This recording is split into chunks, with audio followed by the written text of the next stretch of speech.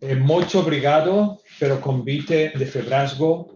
Es un placer para mí estar con ustedes aquí hoy y les voy a hablar en castellano, tratando de ir despacio, y les voy a hablar de los miomas.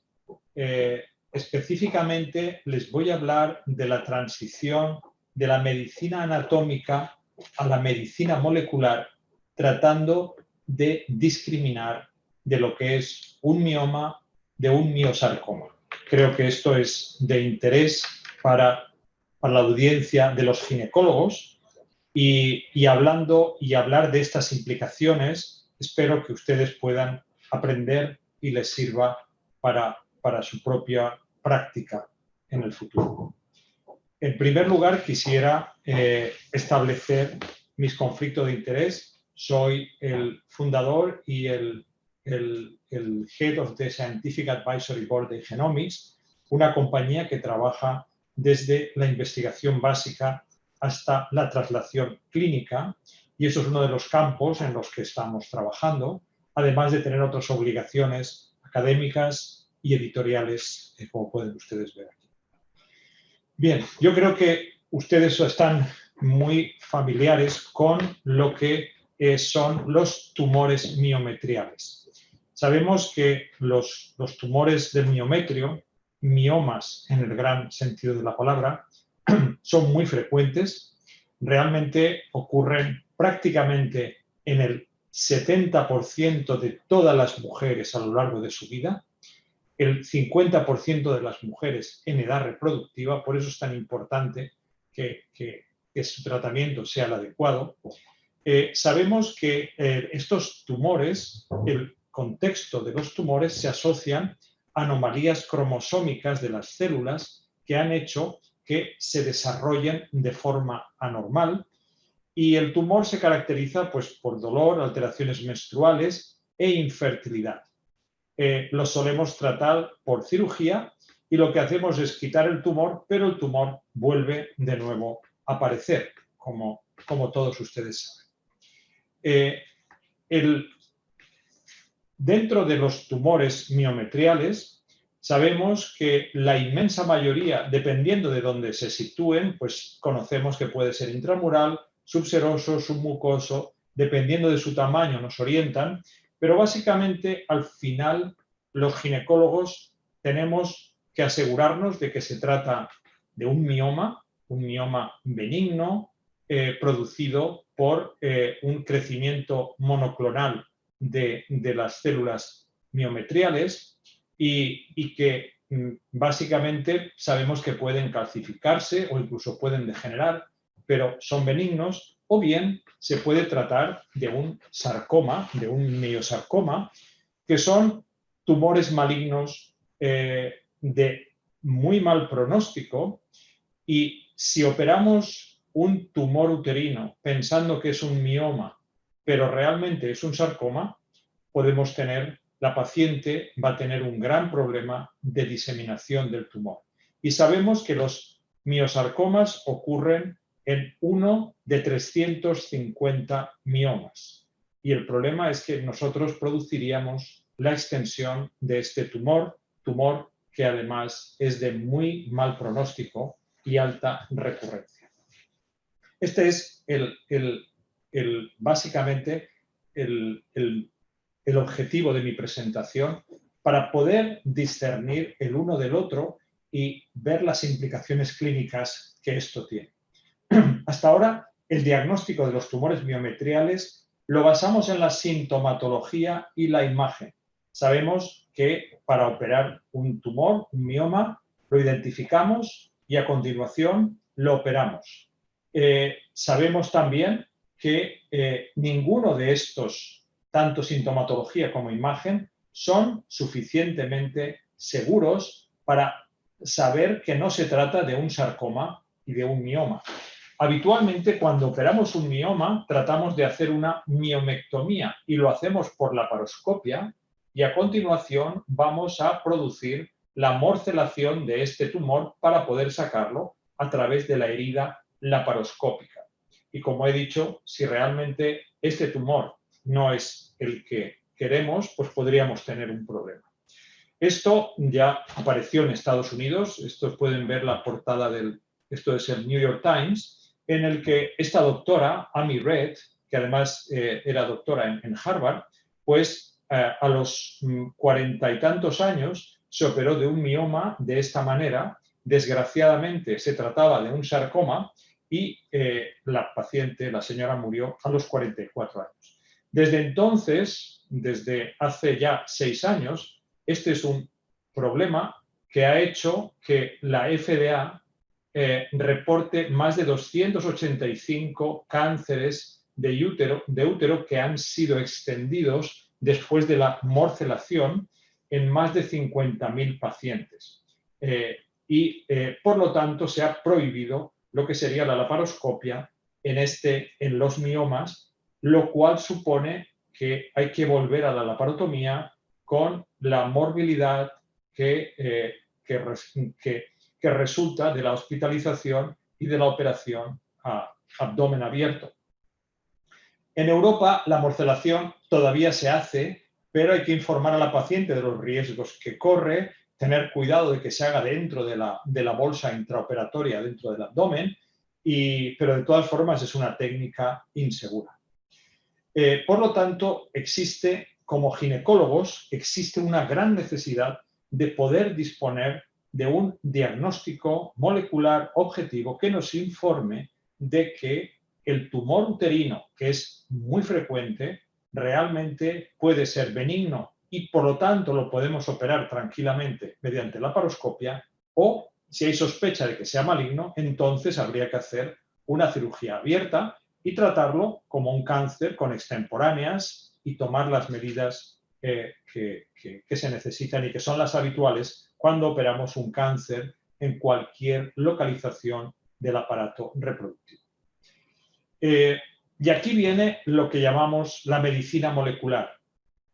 Si lo que no podemos solucionar con sintomatología y con imagen, tenemos que recurrir a lo que es la genética para poder desarrollar metodología que nos permita realizar un profiling de la parte genómica que nos puede indicar si se trata de un tumor benigno o maligno, porque estos tumores tienen mutaciones o tienen secuencias de RNA que pueden ser diagnósticas. Y, por supuesto, hay que validar este método. Por lo tanto, se trata de explicarles como ginecólogos clínicos que, aunque clínicamente tenemos una opción, a nivel molecular podemos aspirar a crear un diagnóstico para esto.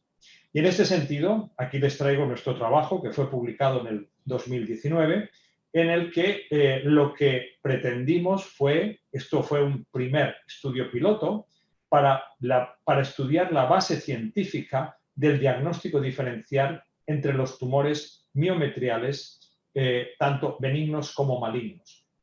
Y aquí lo que pudimos ver en este trabajo inicial fue que realmente existía la posibilidad, si se fijan aquí en estos colores, pueden ver que disponemos de genes de RNA y disponemos de DNA que nos pueden configurar de forma diferente los dos bloques de tumores. Inicialmente trabajamos con alrededor de 20 miomas y 20 sarcomas e incluso pudimos ver que en algunos casos, específicamente una paciente, estaba el tumor en un perfil intermedio y gracias al diagnóstico molecular pudimos sacar a esta paciente de la quimioterapia porque era un perfil de benignidad y la paciente había sido catalogada como sarcoma por parte del patólogo. Y después del análisis molecular validamos que se confirmaba que se trataba de un tumor intermedio y por lo tanto vimos que era una fusión que no tenía sentido patológico y esta paciente fue reclasificada de su diagnóstico anatomopatológico tras poder realizar el análisis molecular. Desde este trabajo piloto hemos aumentado la casuística y esto es el trabajo que ahora mismo se encuentra en presentación en Nature Communications, Y se lo traigo aquí para que puedan entender cuál es nuestro trabajo en este aspecto. Entonces, la idea es llegar a poder crear un panel de genes que nos diferencie entre las pacientes, entre los tumores benignos y malignos, de forma que podamos llegar a este resultado para a continuación traspasar esta firma a obtenerlo en sangre en el concepto de tumor liquid biopsy, de forma que pudiéramos prediagnosticar si este tumor va a ser benigno o maligno. Lo hacemos mediante secuenciación masiva y estudiamos tanto el cell-free tumor DNA como el RNA circulante que nos dé valor de diagnóstico diferencial. Este trabajo lo hemos realizado en 3 hospitales de España, recogiendo pacientes con miomas y sarcomas de 3 hospitales de España, y en total han sido 83 participantes, 44 con mioma y 39 con sarcoma. Este estudio lo pueden ver en nih.gov y una vez diagnosticada en la cirugía se obtenía el tumor, se obtenía la sangre periférica, se realizaba la clasificación anatomopatológica y nosotros lo confirmábamos por la clasificación del tumor.